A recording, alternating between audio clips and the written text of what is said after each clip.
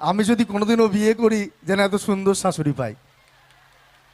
অনুরাগের ছোঁয়াকে তোমরা অনেক অনেক ভালোবাসা দিয়েছো, দিচ্ছ, আগামী দিনেও হয়তো দেবে। এখন কতদিন চলবে সত্যি আমি জানি না, কিন্তু মানে এই যে অ্যাচিভমেন্টটা, এই যে ভালোবাসাটা, এটা সত্যি আমাদের কাছে আনএক্সপেক্টেড। তাই নিজেদের জন্য প্লিজ একটা জোরে হাততালি হয়ে যাক। Thank you so much everyone. এত এত এত ভালোবাসা দিয়েছো তোমরা আমাদেরকে। বাস আর কি চাই জীবনে?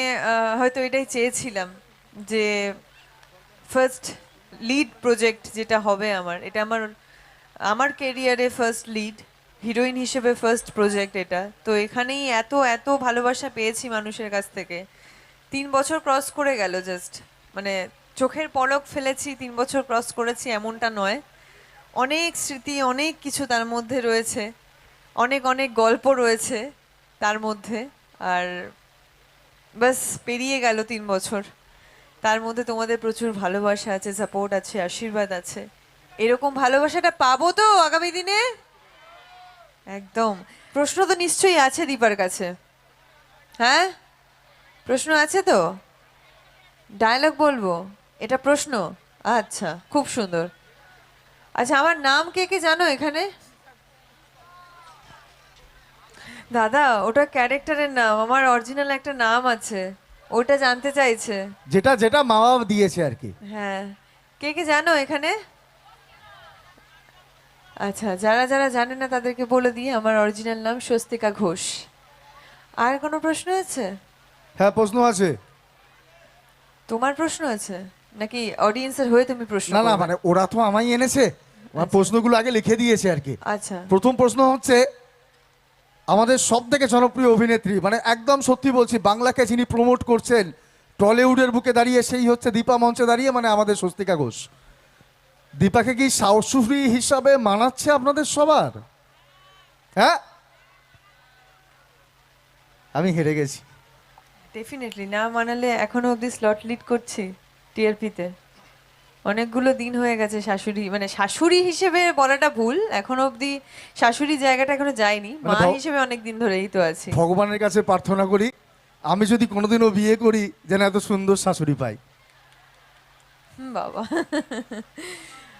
হ্যাঁ, এখনো অবধি মেয়েদের তো বিয়ের বয়স হতে চললো কিছুদিন পরে, হয়তো তোমরা 2-3 দিনের মধ্যেই টেলিকাস্ট দেখতে পাবে। এখন দুটো মেয়েকে নিয়ে যেভাবে টানাপোড়েন চলছে, একটা ছেলেকে দুটো মেয়েই ভালোবেসে ফেলেছে, ব্যাপারটা এরকম হয়ে গেছে। এবার জানি না কার ভাগ্যে আছে। কি মনে হয় কৃষ্ণর সঙ্গে কার বিয়ে হবে? হ্যাঁ, রূপার? ব্যাপারটা যদি ঘুরে যায় কি হবে? এটা ওই দীপা উর্মি সূর্যর মতো হয়ে গেল কিছুটা, তাই না? কোথাও কি ওই পুরনো গল্পটাই মনে পড়ে যাচ্ছে, বাট তারপরেও যেটা পিওর ভালোবাসা, যেই ভালোবাসাটা মানে দুজন দুজনের প্রতি আছে, যেমন কৃষ্ণ ছেলেটা কাকে ভালোবাসে সেটা দেখতে হবে।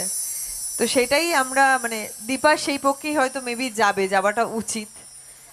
এবার ভয় লাগছে এর মধ্যে সম্পর্কে চির না ধরে যায়, এই সব করতে গিয়ে আবার আবার সংসারটা কোথাও কি ভাঙন না ধরে।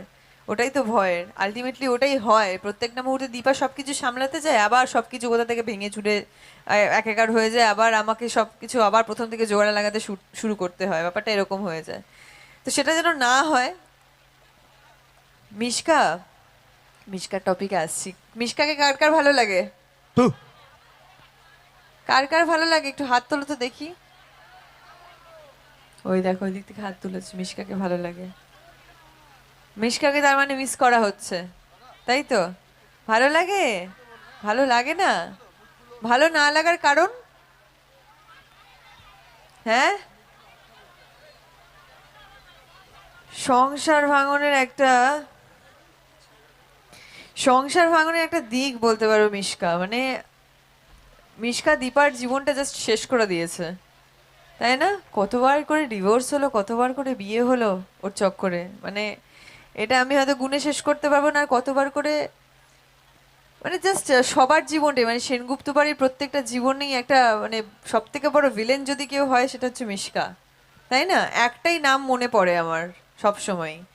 তো যাই হোক, মিশকা আমার অফ স্ক্রিনে খুব ভালো বন্ধু, যেখানেই যাই হয়তো ওর নামে নিন্দে করতে হয়, বা ও যেখানে যায় সেখানে গিয়ে হয়তো ওর শত্রু বলে দীপাকে সামনে ভিকটিম কার্ড হিসেবে দাঁড় করানো হয়, বাট সত্যি কথা বলতে আমার অফ স্ক্রিনে আমাদের মধ্যে খুব ভালো বন্ধুত্ব, কিন্তু অন স্ক্রিন ওই রোল অ্যাকশন বলার পর ও আমার শত্রু হয়ে যায়, আমি ওর শত্রু হয়ে যায়, ব্যাপারটা এরকম হয়েছে। কিছুদিন আগে সিন করেছে, আজকে টেলিকাস্ট কে কে দেখেছো?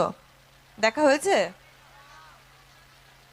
কালকের টেলিকাস্ট কিন্তু অবশ্যই দেখো, মানে এটা আমার রিকোয়েস্ট, যারা যারা দেখছো না বা দেখোনি আজকের টেলিকাস্ট, যারা যারা মিস করে গেছো আগামীকালের টেলিকাস্টটা প্লিজ দেখো, কারণ এখন টেলিকাস্ট আমার তো পার্সোনালি ভালো লাগছে।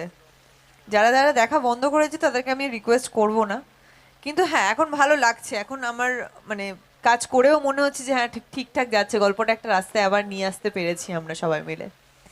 যেহেতু অনেকগুলো দিন হয়ে গেছে তাই হয়তো তোমাদের খারাপ লাগতে পারে, মনে হতে পারে মোনোটোনাস লাগছে, ভালো লাগছে না দেখতে, 3 বছর হয়ে গেছে সিরিয়ালটা, আর কি দেখবো, নতুন কিছু দেখি, ব্যাপারটা এরকম মনে হয়ে গেছে। বাট স্টিল আমি বলবো প্লিজ দেখো, কারণ এতদিন ধরে তোমরা সাপোর্ট করছো, ভালোবাসা দিচ্ছ। তাহলে একটা যে চলো, ডায়লগটা বিগড়ে দিয়েছিল সেই ডায়লগটা আবার শুরু করি। ডাক্তারবাবু, আপনি তো সবার কথা বলছেন, কই রূপার কথা তো বলছেন না? রূপা কোথায়? কি হলো, চুপ করে আছেন কেন? বলুন রূপা কোথায়? এভাবে চুপ করে থাকবেন না, বলুন রূপা কোথায়? ও, তার মানে রূপাকে আপনি খুঁজে পাননি? এটা কি করে হলো? আমি তো আপনার ভরসা দুই মেয়ের হাত ছেড়ে দিয়েছিলাম নিজের জীবনটা স্যাক্রিফাইস করে, তাহলে এখন এখন আপনাকে এই প্রশ্নটা আমাকে কেন করতে হচ্ছে? না, আমি বিশ্বাস করি না। আমার রূপার কিছু হতে পারে না, আমি জানি ও ঠিক আছে, ও যেখানে আছে ও ভালো আছে। আমি ওকে কথা দিয়েছিলাম ও না থাকলে আমি ওই বাড়িতে পা রাখবো না, তাহলে এখন আমি কি নিয়ে বাঁচবো? আমি ওকে কিচ্ছু দিতে পারিনি, ছোটবেলা থেকে ওর যা যা প্রাপ্য ও কিচ্ছু পাইনি আমার থেকে। আমি সবসময় ভালো শিক্ষাটা দেওয়ার চেষ্টা করেছি ওকে, কিন্তু আজ যখন ও সবকিছু পেলো, নিজের বাবাকে ফিরে পেলো, নিজের বোনকে ফিরে পেলো, নিজের পরিবারকে ফিরে পেলো, তখন মেয়েটা এইভাবে সবকিছু হারিয়ে ফেললো। না, এটা হতে পারে না, আমি বিশ্বাস করি না। আমি জানি আমার রূপার যেখানে আছে ও সুস্থ আছে, ও ভালো আছে, ওর কিচ্ছু হতে পারে না। আর আমি আমার মেয়েকে যেভাবে খুঁজছি আমি জানি ওর মাকে সেভাবেই খুঁজছে। ও ঠিক আছে, আমি আমার মেয়েকে খুঁজে বের করব। আমার কারোর হেল্প লাগবে না, আমার আপনার হেল্পও লাগবে না। মা মেয়েকে খুঁজে বের করবে, যেভাবেই হোক করবেই। Thank you so much. আতঙ্গিন্নি তোমার জন্য রেখে গেছে, তাই কবিতা শুধু খানি, ছবি তুলবে তুলো না দাদা, চিৎকার কেন করো, এই কমেডি সবার সেরা, ভালোবাসা তাই জাপটে শুধু ধরো, সত্যি বলছি দোলই পাড়া ইতিহাসের শেষ, সত্যি আমার কই জুড়ি তাই ভালোবাসাতে বেশ, দীপা আছে স্বস্তিকা তাই ছোট্ট ঘরের মেয়ে, আজকে শাশুড়ি জানি আবার স্বপ্ন শুধু দিয়ে, এর জন্য হাতের তালে অভিনয় জগতের সবার শ্রেষ্ঠ মানে বাংলা প্রমোট তোমার মাঝে, দীপার জন্য একবার চিৎকার সবাই শুধু মানে। এর জন্য আমি একটা সেলফি তুলবো। হয়েছে প্রশংসা করা, না, সেলফির জন্য করলাম।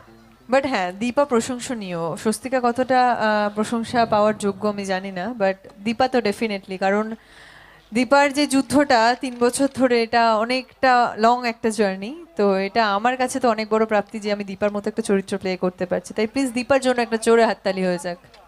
আজকে দীপার জন্যই কিন্তু স্বস্তিকা ঘোষ এই মঞ্চে দাঁড়িয়ে থাকতে পেরেছে। আজকে আমি দীপাকে পেয়েছি বলেই স্বস্তিকা ঘোষের নামটা অ্যাকচুয়ালি সব জায়গায় যাচ্ছে, না হলে স্বস্তিকাকে কে কে চিনতো? দীপা যদি আমার জীবনে না আসতো তাহলে তো স্বস্তিকাকে কেউই চিনতো না, রায়দিঘির মেয়ে রায়দিঘিতেই থাকতো, কলকাতায় এসে এত বড় একটা জার্নি হতো না, 3 বছরের একটা সিরিয়ালও করতো না। তো দীপা ডেফিনেটলি আমার কাছে তো খুবই স্পেশাল হয়ে থাকবে সারা জীবন। চলো, একটা গান না গাইলে আমার অনুষ্ঠানটা ইনকমপ্লিট থেকে যাবে, তাই আমার তরফ থেকে তোমাদের সকলের জন্য এটাই লাস্ট গান। সবাই খুব ভালো থাকবে, সুস্থ থাকবে, আর বাকি বছরটা সবাই খুব খুব খুব ভালো করে কাটাবে। আমার বাড়ি কোথায়? এই এতক্ষণ পরে ঝুলি থেকে আস্তে আস্তে প্রশ্নগুলো বেরোচ্ছে। না, বেড়াল বেরোচ্ছে, বেড়াল বেরোচ্ছে। আমার বাড়ি দক্ষিণ 24 পরগনার রায়দিঘিতে। আমি এখন কলকাতায় সেটেল করে গেছি, 4 বছর আছি। রায়দিঘিতে আর থাকা হয় না, এখন কাজের সূত্রে কলকাতায় শিফট করে গেছি। সেই আর বাড়ি- চলো আমার তরফ থেকে লাস্ট গান, এবার তোমাদের থেকে বিদায় নেব। খুব খুব খুব খুশি হয়েছি এখানে অনুষ্ঠান করতে পেরে, তোমাদের সঙ্গে দেখা হয়েছে, ব্যাস এইভাবেই তোমরা ভালোবাসো, আর কিছু চাই না তোমাদের কাছ থেকে, ভালোবাসাটাই চাই জাস্ট। আর যেভাবে সাপোর্ট করছো সেভাবেই সাপোর্ট করো। প্রেম সাদায় কালোয় বোনা শীতল পাটি, তারে যত্নে উঠোন হয় মনের মাটি, সে যে যত্নে আঁকা, সে যে স্বপ্নে ধোয়া, তাকে বানায় সোনা অনুরাগে ছোঁয়া, অনুরাগে ছোঁয়া, অনুরাগে ছোঁয়া, অনুরাগে ছোঁয়া, অনুরাগে ছোঁয়া। থ্যাংক ইউ সবাইকে, গুড নাইট, শুভরাত্রি, থ্যাংক ইউ সো মাচ।